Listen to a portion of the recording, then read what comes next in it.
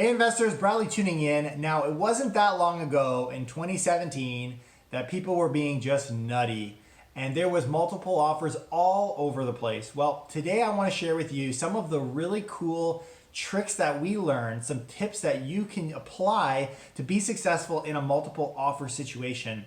Now, that was really a perfect greeting ground to understand what people were able to do and could accomplish and how to be successful.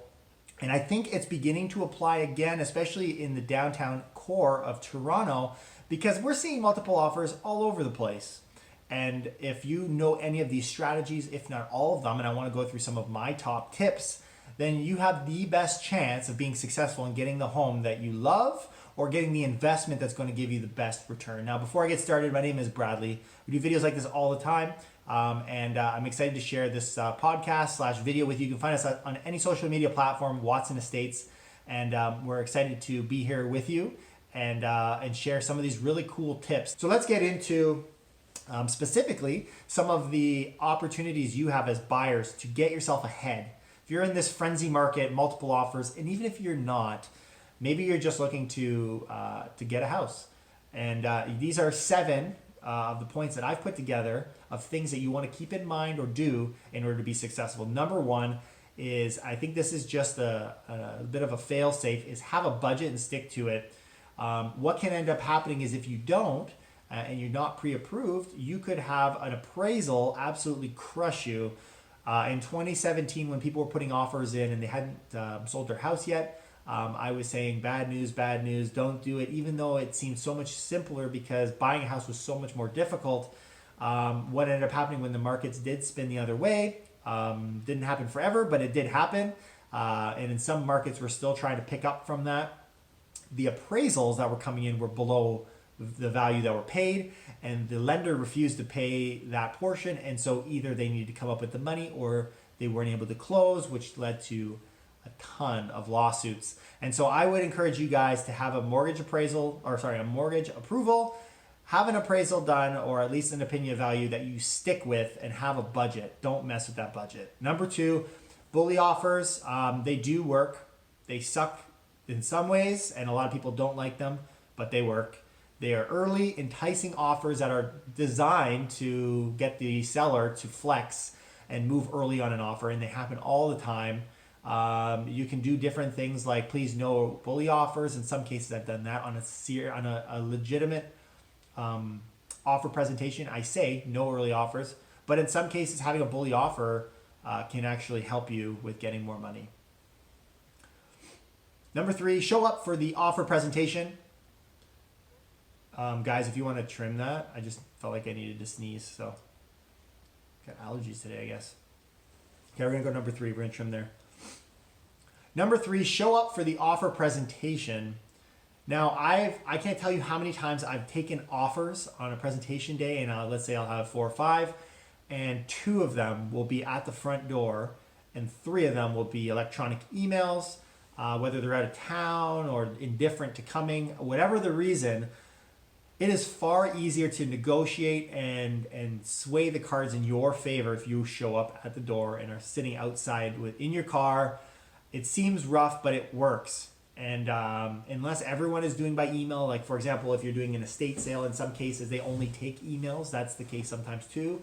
But if you have the opportunity to show up at the door and be there during the presentation, that's a good opportunity to win. Number 4, I really like this. This is one of the reasons that I made this video, because I think this is a solid strategy that people simply either don't know. I think a lot of agents don't know the strategy, or they don't apply them if they do, because in some cases the sellers don't understand. So you need to educate the seller agent on how this would work, but it is allowed. Something called the conditional on release of a prior offer. How this would work is, let's say you've got 3 offers, you're one of them, and you lose. Okay, so now you were $5,000 below the other offer. You approach the seller and you say, okay, listen, you've got that offer, you accepted it, fine, but they're conditional on financing. Let's say financing falls through. What happens is you've now drafted and have an accepted conditional sale document as well with the seller that reads, in the event of a mutual release of the prior offer, the one that was accepted over yours, in the event of that, you would be next in line and it would immediately be accepted. what you're doing is preventing either a future multiple offers, or B, getting in the door of something that maybe you missed but you wanted in on. So there's a few reasons to apply this, and it allows you to reduce the competition. So in some cases, yes, sellers might say no, but in some cases they say yes. I've had sellers mention it, seller agents mention it. So it's a very real strategy that could help you. Number 5 is sell first with a long close and then get a pre-approval.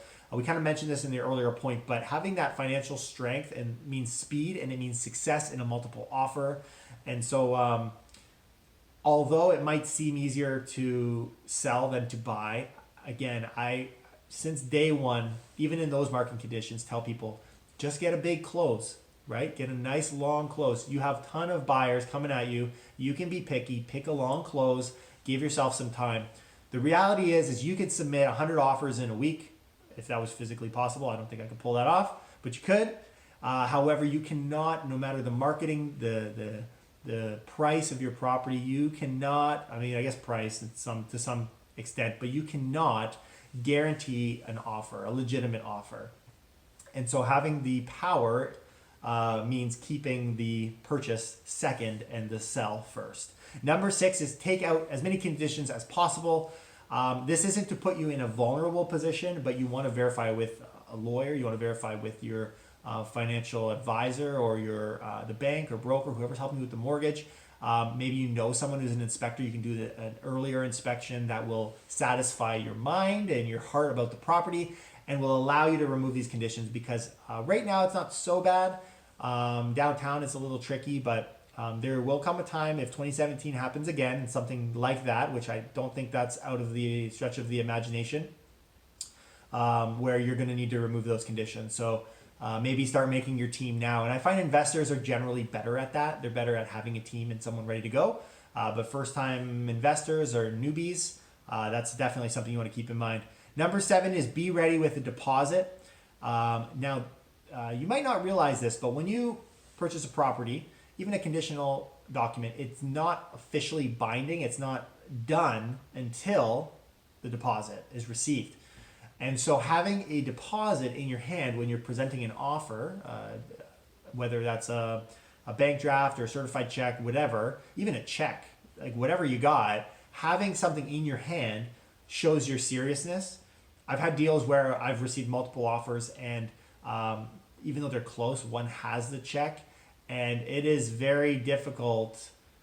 I mean, you generally want more money, but if it's close, there's definitely preferential treatment. There's also a necessity to get the deal done. And there's another side to that too, because if you've got, maybe you were thinking there's multiple offers, but you're by yourself, but you have the bank draft with you, it shows the seriousness of the buyer, and maybe you have a condition or two, but having that check shows you I'm serious. And it really does, and can help you with closing that deal.